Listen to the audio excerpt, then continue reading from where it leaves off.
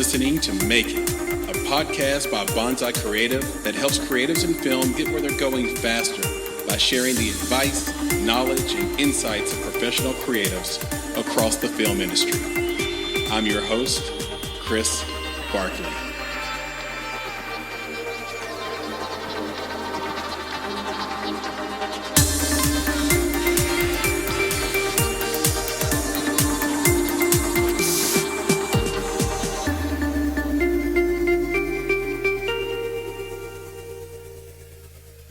Hi, everyone. It's Alex Schmider here. I am the producer of the Hulu original documentary, Changing the Game. You might know me for that documentary and or the Netflix original documentary, Disclosure, and or my work at GLAAD as the Associate Director of Transgender Representation there.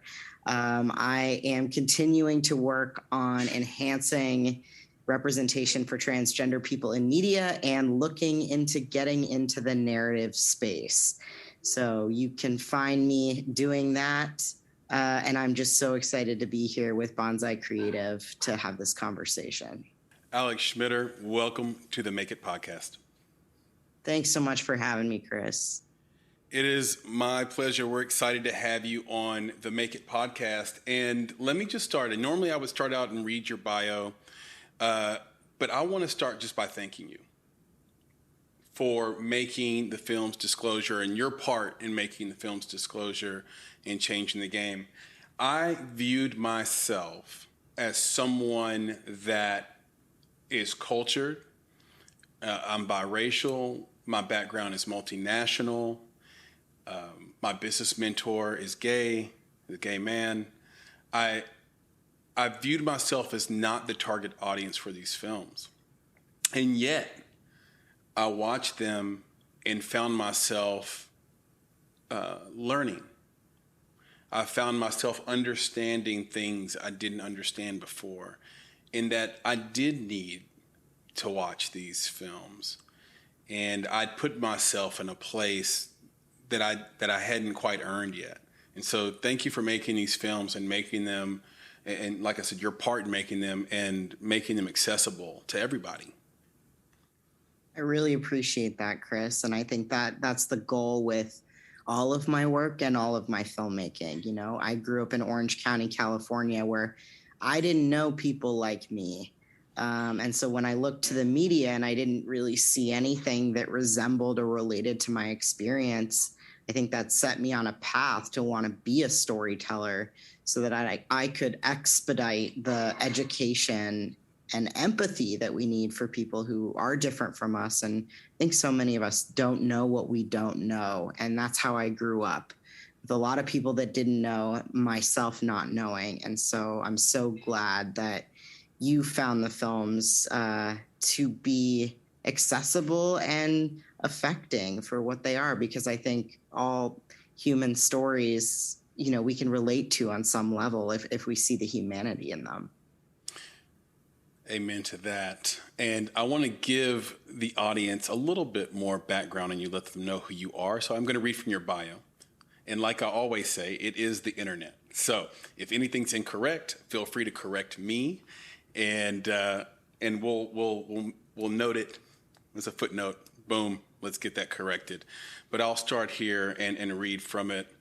Alex Schmider is the Associate Director of Transgender Representation at GLAAD, where he serves as an expert educator, consultant, and advisor to Hollywood and entertainment entities about how to approach LGBTQ and specifically transgender storytelling. Before joining GLAAD in 2016, he worked as the communications coordinator at the Los Angeles LGBT Center, where he became a recognized media spokesman. Alex went on to work for Grindr, where he managed digital talent and produced video and editorial content for its award-winning digital publication, N2. Alex was selected as one of Forbes' 30 Under 30 for media in 2017, and the same year received the Visibility Award for Los Angeles Pride. Alex has independently produced the feature documentary films Disclosure that you can watch on Netflix, and Changing the Game, which you can watch on Hulu. He advises on television, film, music, tech, corporate projects that champion diversity, inclusion, and authenticity in LGBTQ representation and storytelling. He received his Bachelor of Science degree in psychology from Tufts University in 2013, with a minor in media and communications, concentrating on the effects of media representation and consumer behaviors on identity and interpersonal relationship. And you currently live in Los Angeles. And I'd love to start with your film Disclosure that we've talked about. In the film, the interviewees all mentioned a film that impacted them directly in their trans journey. What film was that for you? Wow. Thank you for that bio, Chris. I didn't know all of that about myself. I think, I always mention how I got into this work, which is that when I was a young gender nonconforming kid growing up in Orange County, California, the first film that I did see that I could see myself in was Boys Don't Cry, which, if you've seen that film, which is about the real life trans man, Brandon Tina, who is violently killed upon people finding out his gender history. That was the only thing I saw of myself. And if you can imagine what it's like for a kid to grow up and be seeking and searching for some indication that they can be and live in the world, and that is the only thing they see, it doesn't provide much hope or possibility for the future. So that delayed my own coming into myself for about 10 years. And so that film holds a lot of complicated emotions for me, because on one hand, it showed me I can be, and there are other people like me. And on the other, it showed me the worst possible outcome of accepting myself. And so that put me on this path of trying to figure out who I was, who I could be, and hopefully helping other people seeing a more expansive view of what's possible, and hopefully helping people's imaginations in those formative years of how you want to become and be in the world. That film just holds a lot of weight for me. Yeah, it was mentioned a few times by a variety of the interviewees, and I think Laverne Cox specifically said that she watched the film and thought, I'm going to get killed. So it was this beautiful movie, and I'd watched it before researching and preparing for this interview. I'm just a fan of Hilary Swank, and I'm a fan of great stories or whatever. But you're right. It's like it tells a story that needs to be told, but then it also has an ending that has a chilling effect for those in the community, that trans community. So I appreciate that. I want to start with your filmmaking chops a little bit, and you started at NYU, which is a great filmmaking school. We've interviewed so many people on this podcast that have gone to NYU or Yale or USC, but you moved out and went to Tufts. So what motivated the move? Because I assume you wanted to be in film, or you had an idea that you wanted to tell stories. Maybe you didn't. I knew that I wanted to, but I didn't know if I could. And I didn't get into Tisch, I don't think. I think I applied. I did not get into Tisch. Oh, got it. So I was at NYU studying psychology, which is what I ended up majoring in at Tufts as well. But the reason for my move from NYU to Tufts was largely because I realized that the school was probably too big for what I wanted. I really wanted close, collaborative classroom environments where we were having dialogues, and I just found myself being in classrooms with hundreds of other students, not having those interpersonal connections. And so that's why I made the move. And at the time, again, I didn't know I could be a filmmaker. I was still finding myself and sort of clinging to whatever I could that was related to media, which is why I really did focus on media and communications in college. Even though it's a minor on my degree, it's really what I put a lot of investment and time into. My thesis was actually all about my anxiety about the proliferation of content on varied platforms, because at the time Netflix and Hulu were only really starting and people were only figuring out what those were. And I had and do have a real concern that as there's more content, as there's more places to find that content, we're not sharing in any kind of temporal or spatial or social experience together.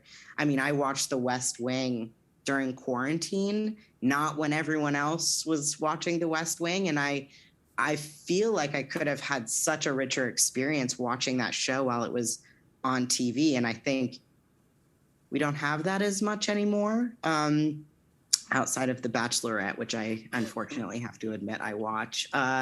So anyway, to your point, when I looked out into the world and again was trying to find any semblance of a path that I could follow, or as a trans man, are there any other people like me doing what I want to do? I simply couldn't see it.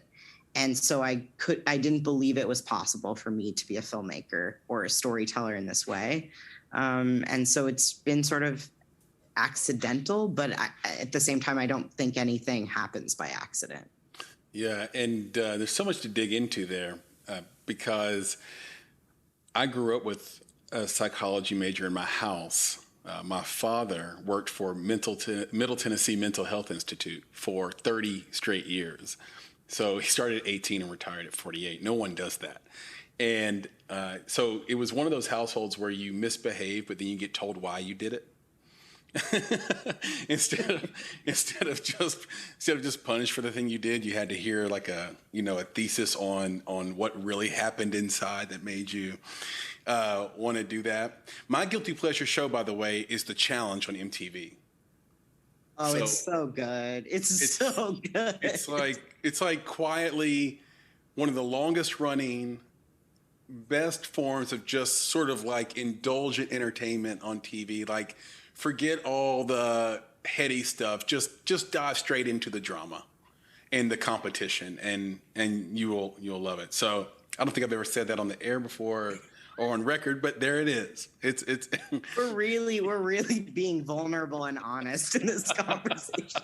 I love that. So I guess so you started in psychology at NYU and at Tufts. How was majoring in psychology? How did it help you in your own journey through the transgender process? Well, I mean, it was really during an abnormal psychology class. For those of you who can't see us, I have quotations above abnormal. Air quotes. But air quotes. But it wasn't that long ago that I was sitting in a classroom and they were going through different issues of gender identity. And I was sitting in the front row, and I remember putting a hand over my mouth and just sliding down in my chair and being like, oh my God, they're talking about me. And at the time, it was called gender identity disorder. That is how far we have come in the past 7-8 years, is that it is being transgender is no longer considered, thankfully, a mental disorder. But I was sitting in that position learning about this experience that I had with my gender. But more broadly, psychology has given me a lot of tools and understanding that all of us as people, in the ways that we show up, are coming from different experiences that we may or may not have been fully equipped to handle. And so I think throughout my life and how I choose to educate, which is a lot of the work I do at GLAAD and outside, is leaning into asking questions, finding out why people believe or see the world or come to things as they do, because usually there's a journey that they've also taken.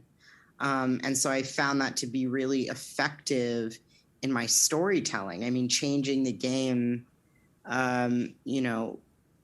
could have been for one particular audience, but it was our intention as filmmakers that it be a story and stories for everyone. And that requires, I think, taking a step back and understanding how other people are coming to these stories, and what is going to move and affect them. So I think I'd be curious to hear, how it sort of plays for me in all different ways and in my personal and professional life. And I'm grateful for the study of psychology, and people's minds and behavior, because I think the more we can understand that, the better we can navigate how each other is differently dealing with various issues. Yeah, it seems like the perfect thing for you to have studied along with what you minored in. It almost, and then to bring that to storytelling, because it almost feels like that whole liberal arts degree that Steve Jobs had and how he was able to bring humanity to tech. And it really changed tech forever, because, me growing up with tech was the computers were very cold and they were very machine-like, and you needed to fit into the rigidity of it, not the other way around. And Jobs changed that simply by bringing liberal arts and humanity into tech. And I love how you bring that background, and you were summa cum laude, so you weren't messing around. You bring that background into storytelling. You mentioned GLAAD. Now, I don't want to be assumptive. So for this audience, which is global, can you tell everybody what GLAAD is and what is their mission?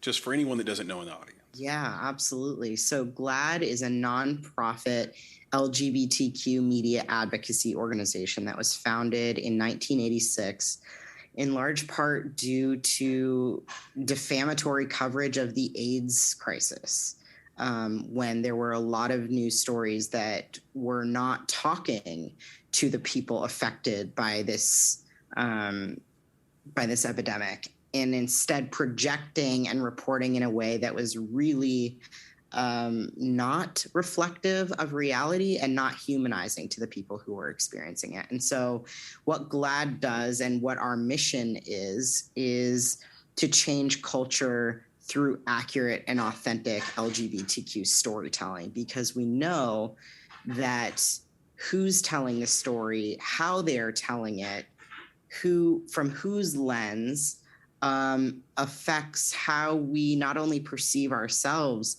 but perceive other people. And so a lot of my work specifically is centered on helping Hollywood do a better job of telling transgender stories, which, as you see in Disclosure, there is a long legacy and history to counter and undo. And so I'm very proud to work for the organization. I deeply believe in the mission because it's very personal to me. And I've been there now for, I say 5 years off and on. It's like cumulatively about 5, because even when I left, I was still in the fold and right, doing work with my boss, Nick Adams, who's been there 23 years.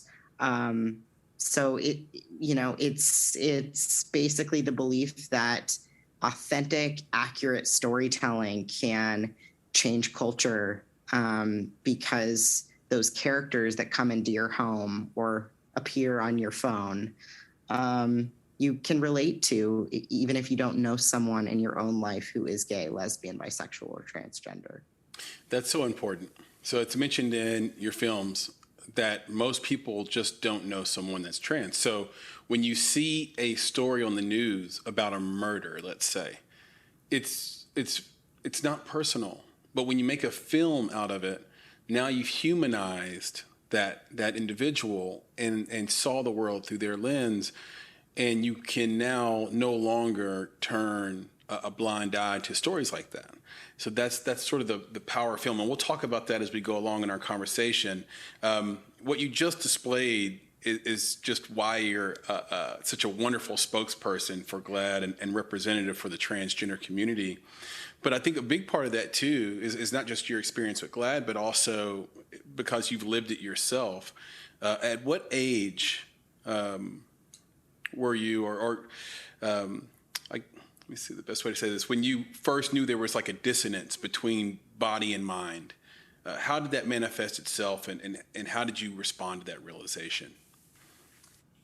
I mean, that's one of those questions that is very personal, and some people feel that they don't like sharing that part about themselves. For me, I feel very comfortable talking about the fact that I've known ever since I was very little that the body that I was given was not the same as who I knew myself to be on the inside. And so I was always just considered gender nonconforming. And, I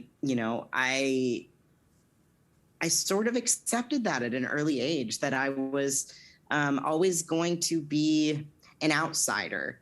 And I found a lot of strength in that because, again, I grew up in Orange County, California. Even gender nonconformity was sort of looked at in a certain way, and I was definitely different.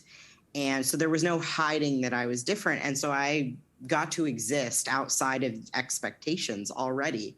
So as I came into my gender identity and really truly understanding what it means to be transgender and realizing, oh, this is the experience that I've been having, I've always had such a strong sense of self because I didn't have a choice. Mm-hmm.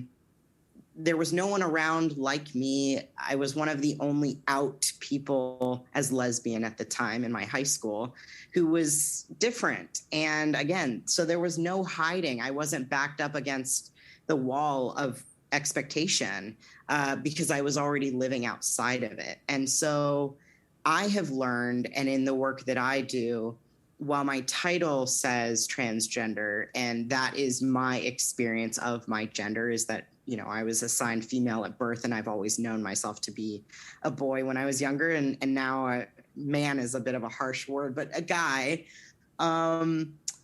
is that really what I want to do in my work is, again, expand people's imaginations of who they can be and not feel confined to whatever societal expectations are imposed and placed on all of us, regardless of whether you're transgender or cisgender, which just means non-transgender.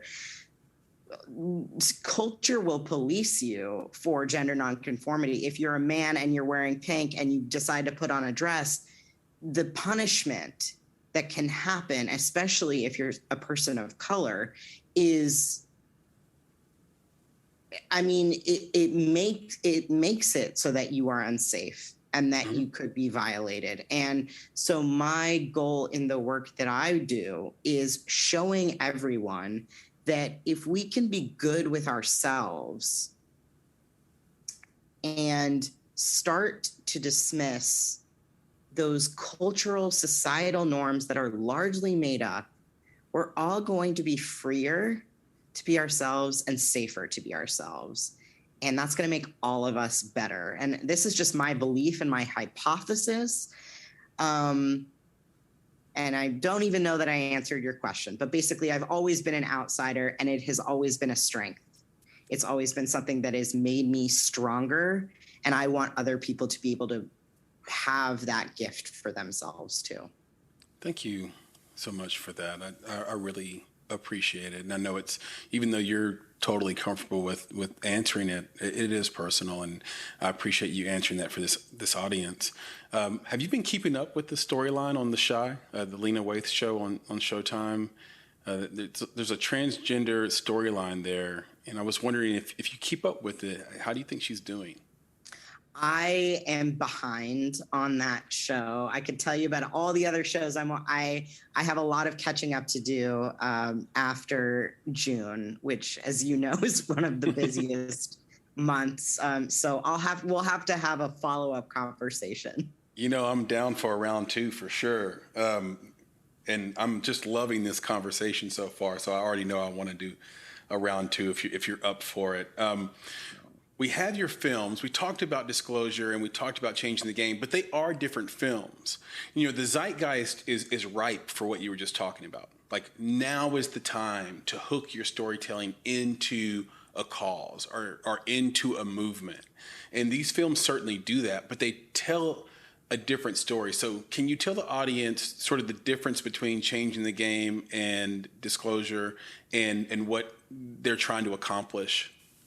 Yeah, absolutely. So Disclosure is the most comprehensive survey of trans representation through history in TV and film.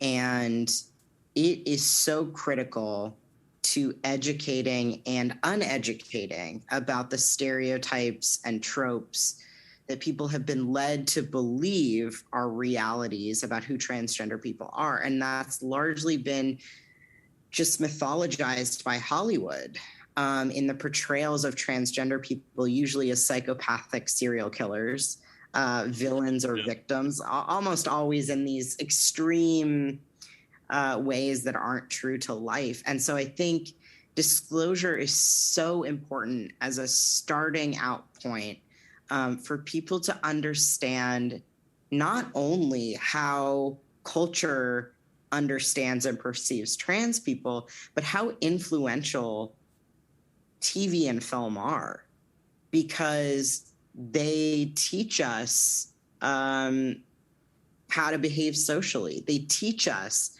how to treat other people. They teach us what, in quotations, romance looks like. And so I think it is one of the most effective tools for media literacy, as much as it is starting to undo what people have learned about who transgender people are, which leads to a lot of the legislative and cultural backlash that we're currently experiencing. A lot of that is coming from people's false mental templates and not personally knowing someone who's transgender. And again, only seeing what those projections are on screen. And the other part of disclosure is everyone who appeared on screen was transgender. Mm-hmm. The majority of the crew was transgender. And if there wasn't a transgender person hired in a crew position, there was a transgender person who was mentored in a fellowship program in order to gain those skills to then have opportunity to go and do that next time. And so when we're talking about storytelling and authenticity and whose lens we're looking through, I think that is also one of the effective parts of what Disclosure seeks to do. And that's largely because of director Sam Fader and executive producer Laverne Cox being committed to that vision and not compromising on it. On the flip side, Changing the Game is very much a story about, three very different young people in their lives. Who are trans and they love sports, and their families are very different from different places, from Texas and New Hampshire and Connecticut, who have very different personalities. And it's really just an intimate look into their lives outside of the mass media sensationalism that's happened in the past few years around trans people in sports. Because, and how I came to this film, I think you'll actually find interesting, is that, working at GLAAD, I usually have a pretty good idea of what kinds of stories are out there and how we're all being educated accurately or inaccurately. And when the film was proposed and brought to me from the filmmaker Michael Barnett and Claire Tucker, both of whom are allies of the trans community, and I got a cold call asking, hey, we're thinking about this film. Like, do you think we should make it? Like, are we the people to make it? Do you think there's space for this? I am always hesitant and skeptical of people outside of a community coming in to tell a story. So I had a lot of questions for them. But I ended up hearing from Michael that this was coming from a very personal place. Someone young in his life, a family friend's daughter, had said that she was starting her transition. And he realized he did not know how to show up and be an ally for this family in a way that he wanted to be there for the rest of their life. And so that led him to, he wasn't setting out to make a documentary. He just went out and started looking and researching and came across Mac Begg's story, who was a trans boy wrestler in Texas who was the girls' state championed twice because Texas has a law or policy that required him to participate on the gender of the sex he was assigned at birth. So there was all this controversy broiling and just exploding in national news. And Michael just kept coming across this story and asking himself, where is Mac's voice? Like, why are we not hearing from Mac? And so as he was explaining this to me, and I was, again, very hesitant, I also realized I was really hesitant because even as a trans man myself, I had been under this same media umbrella about how we understand who trans people are in sport. And I started noticing the patterns of why is it that we only hear of trans athletes when they're winning? We never hear about them when they're losing because there's not a controversy. And that is actually the majority of what's happening. And so when we set out to really take on this film, it was always the intention for us to give back these stories to the young people who'd had them cruelly taken away and used to exploit and justify exclusion. But ultimately, it's a love story. They're love stories between family and community and sport and love across political and ideological bounds. I think that's at the heart of the film, and that's what I hope pierced through. But I'd love to hear what you got from it. But it is very much it's their stories, and we just help tell them. Yeah, the first thing that jumped out to me right away was I did fear for Mac. Like I thought, oh, he's in Texas. Fuck. And then the second thing was that I realized that I'd always been filtered. Now, I'm a journalism major, so I want you to know I'm a journalism major, and I minored in marketing. And so I always tell people, when you see a story, you have to understand how framing works and how it's such a powerful tool in journalism, especially when it comes to the business model that journalists have to adhere to keep their job. So I don't blame them necessarily, but it can have unintended outcomes. So the question you have to ask yourself is, why am I seeing this? And like, why was this pushed to me? Why did an algorithm put this on the front of my iPad the second I opened it? There's something there, and you need to question that part of it. It doesn't have to be nefarious, but you need to question that. And I realized that I had been fed stories only about male to female transgender folks winning in sport. Trans girls and women, yeah. Yeah, and because when you have a girl that, or when someone is born a girl and then they want to transition to a male, and that person is saying, just like in your film, hey, I want to wrestle against the guys. That's not a story. Just like you said, it's not a story if the trans person isn't winning. It's also not a story if he's saying, hey, I want to wrestle against the guys, you won't let me. You won't let me. Whereas it feels very unfair and on the surface and salacious to say, well, here's this person who was born a man or born a boy and transitioned to a girl, and now he's kicking everybody's ass in track, or she is. Yeah, we hear that story. Absolutely. And now I question, because of the film, why? Why do I always hear it that way? Yeah, and when we dig and we dig and we really are questioning and asking these questions of ourselves, which we have to do.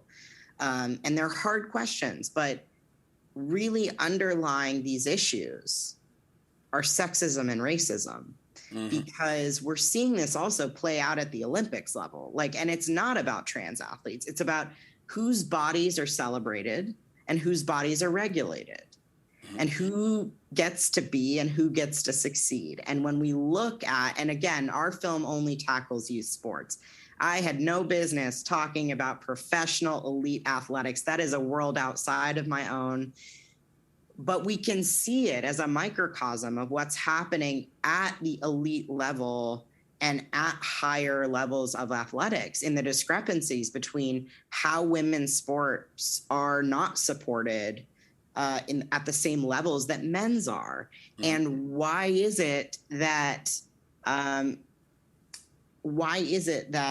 Simone Biles, who is arguably one of the greatest athletes of all time, absolutely, has the benchmark continually moved in her own sport because she's too good for it, versus someone like Michael Phelps, who naturally produces less lactic acid in his body, and we celebrate him for that. And so it's asking those questions about who and why.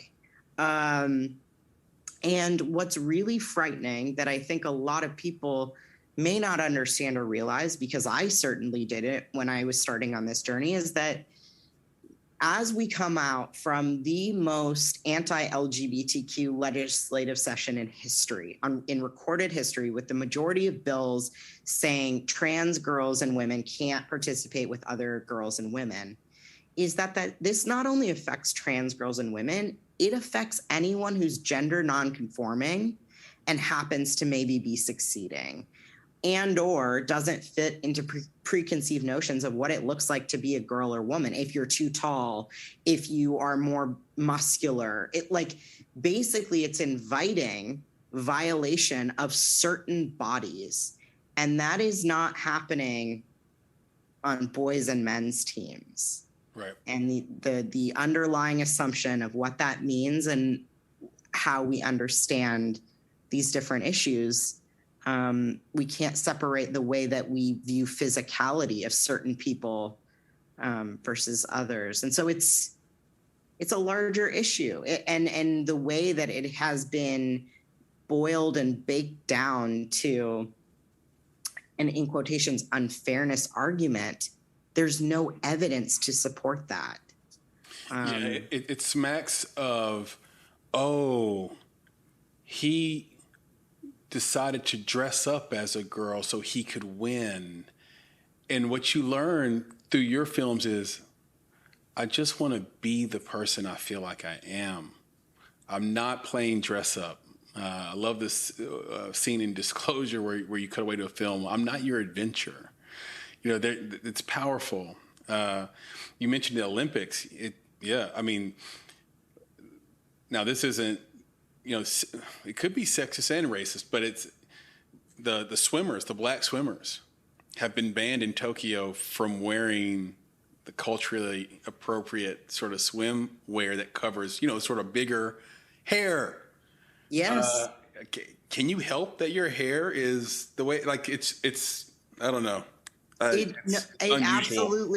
is absolutely a part of that. It's who gets to be and who gets to succeed as who they are. And with the swim caps, with the sex testing that happens for women athletes and not men, there are so many discrepancies in the systematic and institutional sexism that exists, that if you compound that with race, black and brown girls and women face it so much worse because their bodies are under a microscope. And so anyway, I'm just glad that we are having these conversations, because when we started making this film about 4.5, 5 years ago, we were not able to have these uncomfortable, often, conversations that really illuminate issues that are so much more broad and affect all of us in very insidious ways that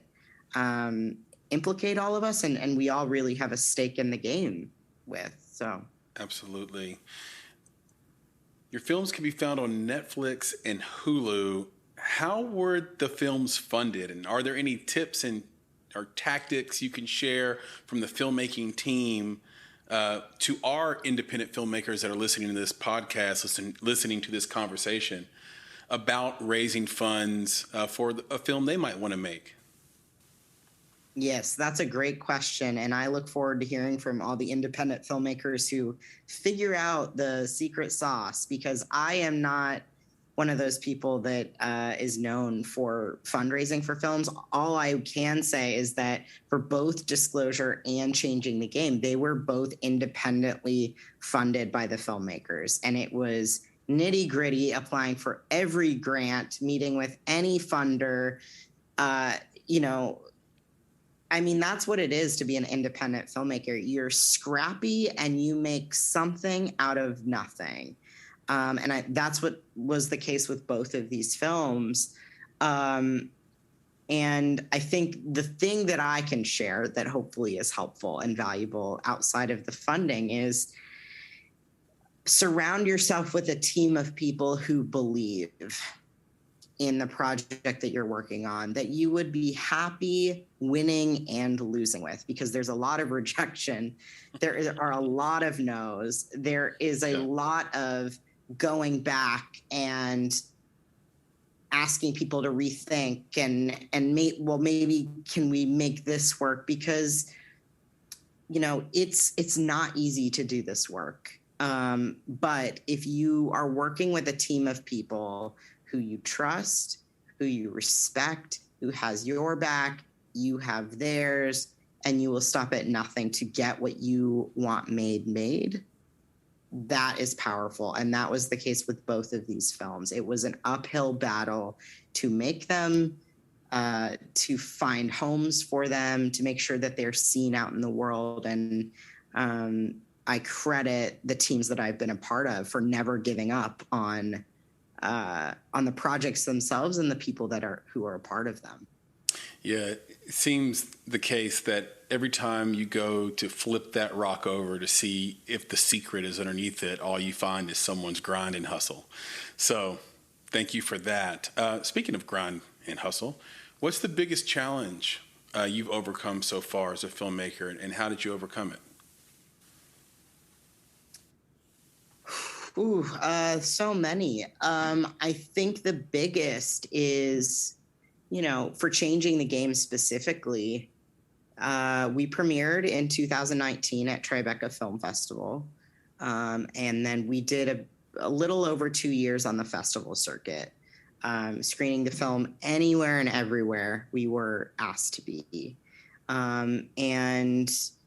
Before Hulu came on to be our distributor in our home, and they are the most amazing collaborators, it was a grind to find the right place for this film to live and for that place to understand the weight of the stories that we were telling. And, you know, we got up every morning being like, this has to be the day that something changes, that we can have, that people understand exactly what stories we have here. And that was a struggle, because when you believe so fully and heartily in something and the world maybe isn't ready yet, or there's all these different barriers and obstacles, you can start not believing.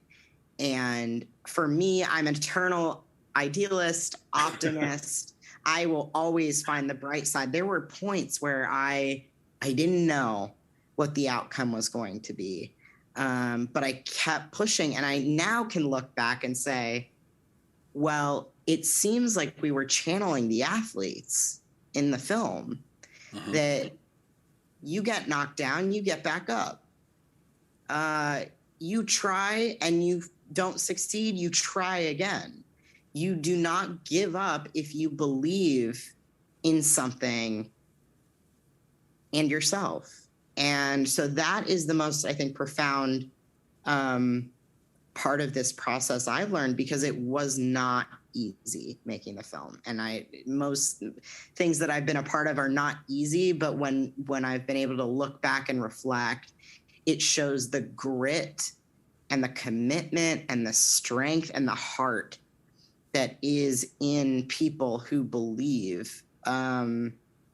And so I always say, like, I like to surround myself with dreamers who do and doers who dream, because it's not enough to dream. It has to be done. And that's where I come in as a producer. If I say I'm going to do something, I'm going to do it. It may take longer than we expect. It may not look the way we intended, but it will happen.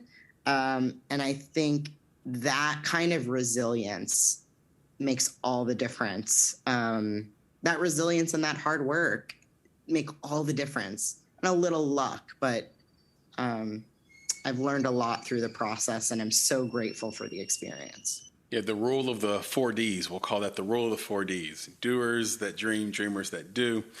What are the two best pieces of advice you've received so far in your career, and who did they come from? I'm going to give the best advice that I've gotten and that I'm trying to live best by. My grandma, Sheila, who has inspired me in ways that I can't even fully describe. She was doing this kind of work before I was alive in the disability rights movement, in integration in schools, growing up in Birmingham, Alabama. And she didn't say it, she just showed it. That you do what needs to be done and you don't make excuses. And that's how she lived her life. I mean, it's been remarkable to see someone go through everything that she did and embrace people and meet them. And I think that's where I get a lot of how I approach the world and people, in that way of we've all gone through hard things. We've all experienced loss and hardship. But we can be part of the healing and the goodness. And so doing the work without excuses is just something that I watched and I've emulated, and it's the best advice I've been given because I learned it from watching. Is there anyone else outside of your grandmother, Sheila, that you would like to emulate or think is a creative genius and would like to sort of hopefully achieve what they achieve in the field of creativity and activism? That question is huge. I mean, I have a list of creatives and creators who I just admire and respect and love their work. And so I don't want to name because I'll inevitably leave out those people on the list. But as I said earlier, the creators who I know who are generous in sharing their knowledge, in empowering people who have less experience and giving that. I mean, I'll shout out my boss at GLAAD, Nick Adams, actually, who has been at GLAAD for over 20 years doing the work that I joined him in, and watching him do it. It's not often done with an audience. There isn't applause. There isn't accolades. There's no external reward for the hard work that he does. And yet he does it, and he takes pride in it. And I love that about him, because I think it's so easy nowadays to want credit for doing good. Yes. And that, unfortunately has been exploited in all different worlds. I mean, now it's sort of sexy to be an advocate and an activist. Right, which is kind of dangerous. It's dangerous, and it manifests in ways that I think sometimes it can be performative in a way that isn't authentic, and the change that needs to be created isn't being pursued. And so, I do just want to give my respect and honor to Nick, who it's profound the way he does what he does. And he's unsung in the work he does because he's not out there trying to get attention for it. So the list is long, and I wouldn't be here without the people who believe in me and invest in me. And that is what I'm always trying to do with anyone and everyone, regardless of what they're pursuing. We all have something to offer and contribute.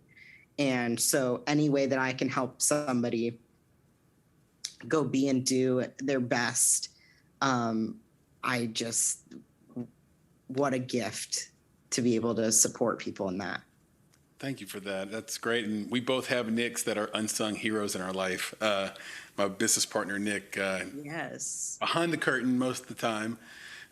Pay no attention to him because he's behind the curtain. Thank you, Nick. Yeah, but he, he puts fuel in the engine. That's for sure. If I gave you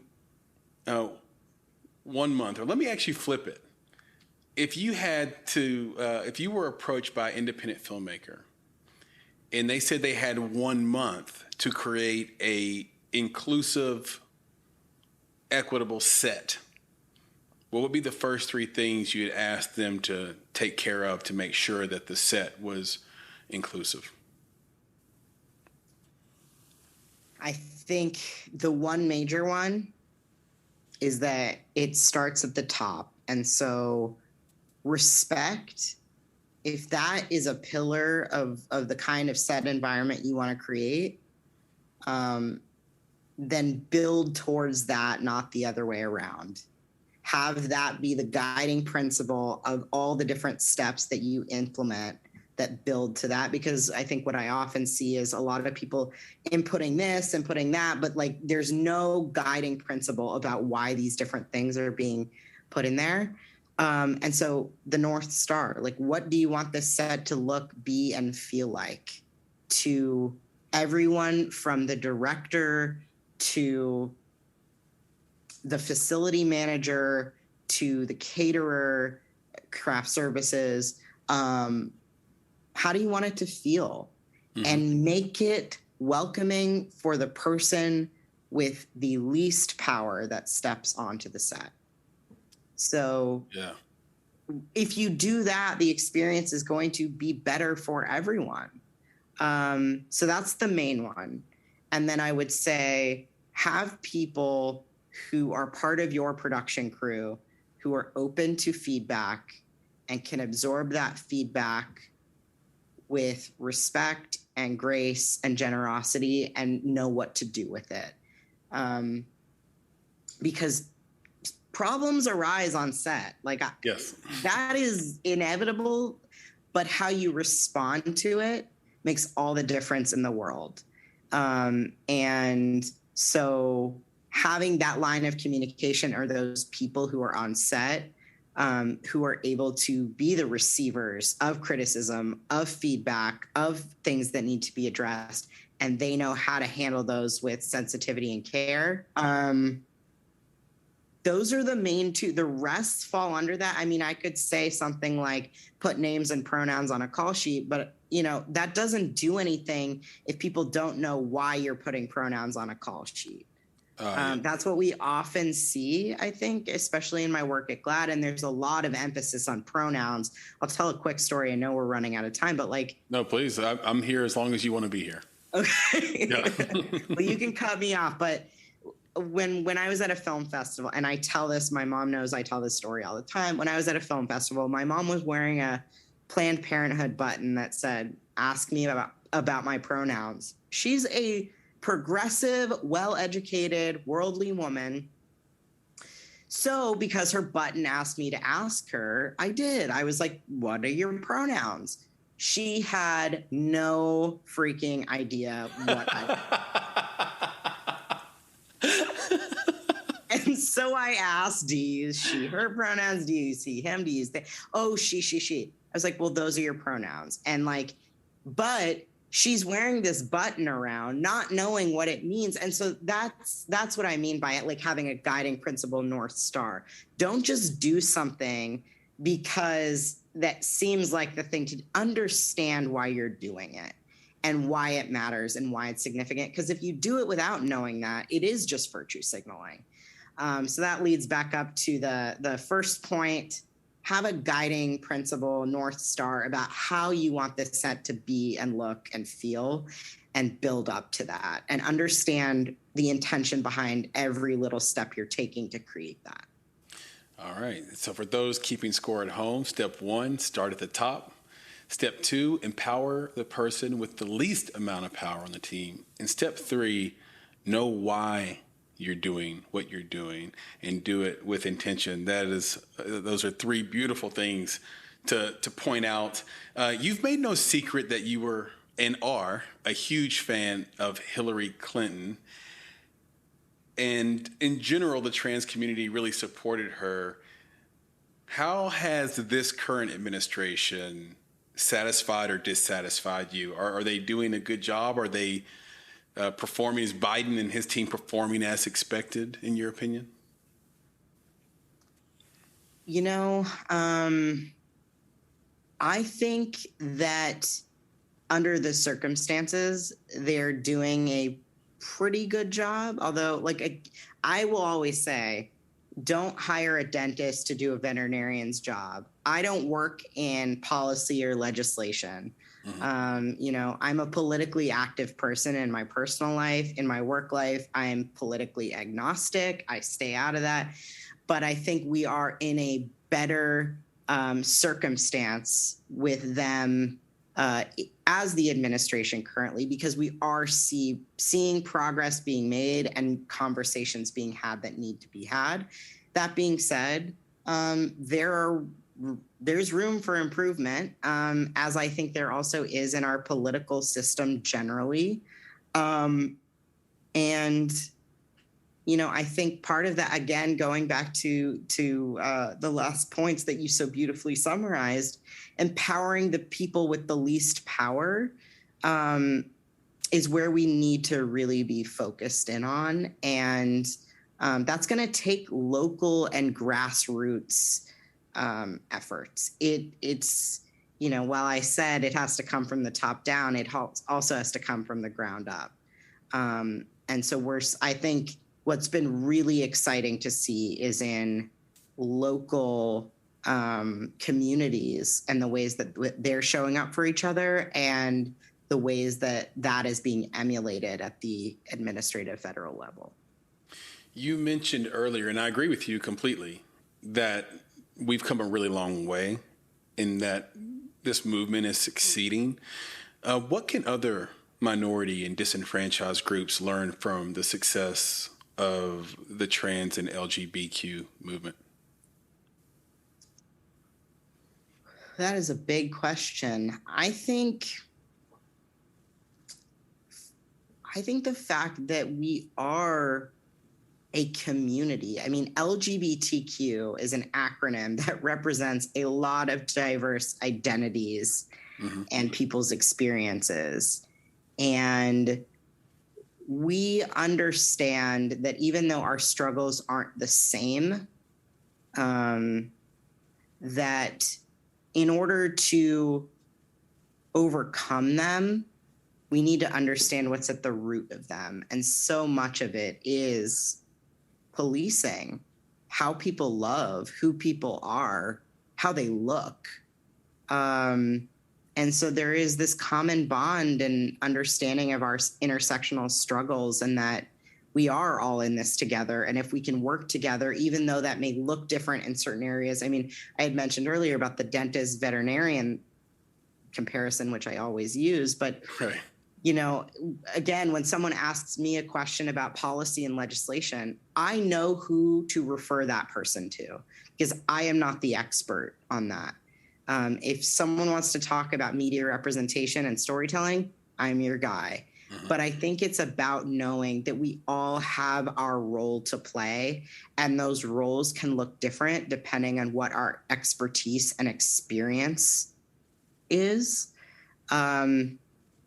And that speaks, I think, to authenticity too. What I'm really excited about seeing is that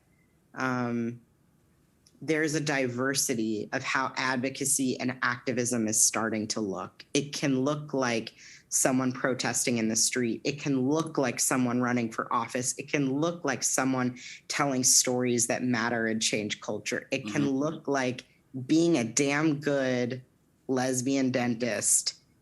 It can be, I think personally, representation of yourself, being your best self, and fighting for what's right and good. And ultimately, as we've been talking about, if we empower the least powerful, we'll create a better society for everyone.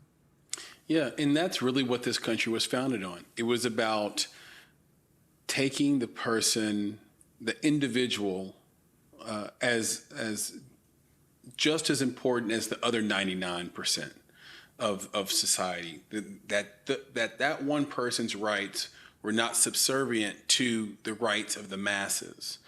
And the reason why it's so cool to have something you believe in and to support a variety of activism is because the end goal for almost all of them is freedom. And that is such a cool goal to go after. Now, I've been blessed enough to have traveled around the world, but I grew up here in beautiful Nashville, Tennessee, but we are in the Bible Belt. And something that came up in my mind as I'm watching your films is religion and what role it plays in transgender violence or the potential for transgender violence. What do we do about this? What do you think the role is, just through your work with GLAAD and maybe filmmaking? What do you think your role is, the role is of religion in propagating this violence or allowing for the potential for it? Since I'm not an expert in this space, my colleague Ross Murray is, who's a Lutheran deacon and who could probably speak much better about this than I. But I think fundamentally we need to look at what religion can be and what most religions ask of people who are observant, which is kindness and love. Above all else. Above. Yeah.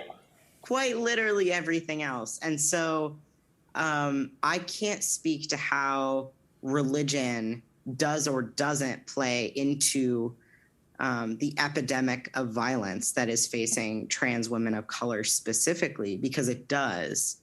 But painting religious people in one broad brushstroke of religion being the reason why this violence is happening, I think undercuts something even more fundamental, which is that there is this belief that trans women aren't women and trans men aren't men and non-binary people don't exist. They're making it up. And this comes from what Hollywood has taught us because it is a costume on screen.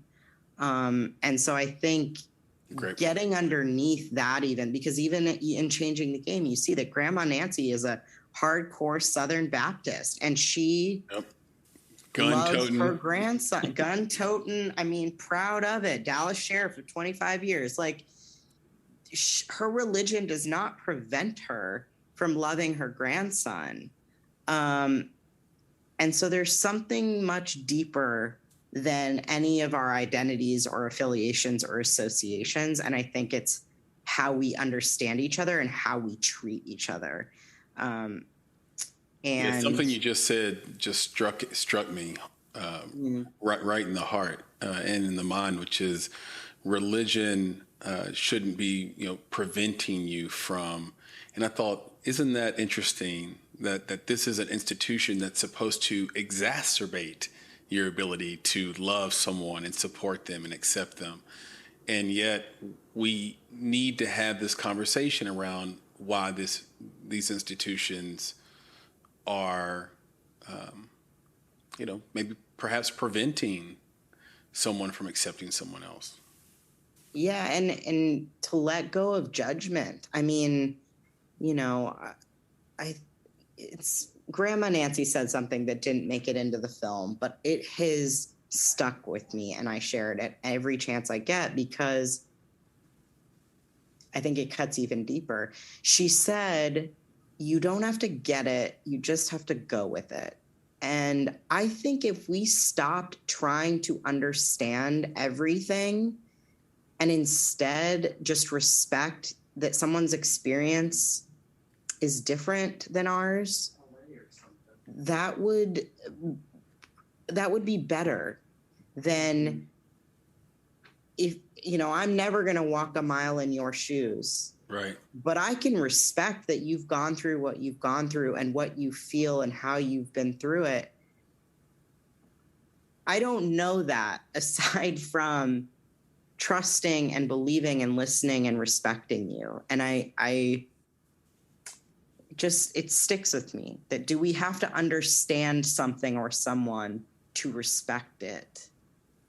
And I would just say the answer is no, we don't, because that's all religion is. It's something that you do not understand, but you have chosen to go with it with all your heart and mind. And it's a great analogy to what we were talking about. Yeah, Alex, you've been so incredible with your knowledge, information, and your time. Just probably one or two more questions, but we'll wrap it with the future. With the future for Alex.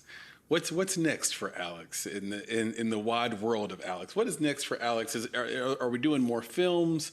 Is there a legacy you want to leave behind? Do you think we'll get to a place where inclusion for the trans community isn't even an issue? That so many questions baked in there. I'll start from the end. Yes, I do, because I look at the younger generation in the likes of Sarah and Mac and Andrea and Terry and Gen Z and how they understand themselves and gender. And it just seems so certain to me that we're going to live in a freer world because people are starting to see that as a possibility. So I'm very confident that's in our future. Whether it's in my lifetime or not, I know it's coming soon. And then for me and what I'm doing next, I mean, I've been working on Disclosure and changing the game for 4.5, 5 years. And the work is just beginning, because once you have a film that goes out into the world, then it's what do you do with it? And so for changing the game, I'm so grateful and proud that we were selected as Frameline's Youth in Motion film, meaning that they will be distributing the film freely to 1,400 schools. Wow. Reaching about 35,000 young people with curriculum attached. So there will be the film as well as dialogue curriculum or conversation curriculum.